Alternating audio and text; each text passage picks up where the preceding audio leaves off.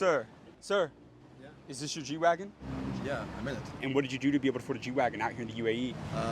I own the world's largest water park. You own the world's largest My water. nickname is Aquaman, Yeah. basically. How long have you been a business owner? More than a decade. Sir, is this your Rolls Royce? Yes. And what line of business are you in? What did you do to be able to afford a Rolls Royce? So I own a fashion brand called Icon.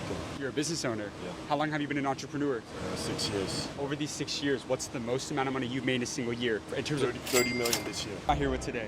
Jason Derulo. What was the most amount of money that you've made in a single year? Most amount of money that I've made in a single year, $30 million. For those that don't know, what industry did you decide to pursue a career in? So I started off in music. Music was my first foray into any kind of success. You know, I was obsessed with music as a kid. Are you a business owner? I am. So I own about 13 businesses now. 13 companies. Yes, sir. What business has made you the most money? You'll never be able to guess. What business? Car washes. Car washes. Car washes. How many car washes do you own So I own about 65 car washes now. that you've made in a single year? I mean, it's hundreds of millions. What's a lesson about money that banks don't want people to know? Banks. Yeah.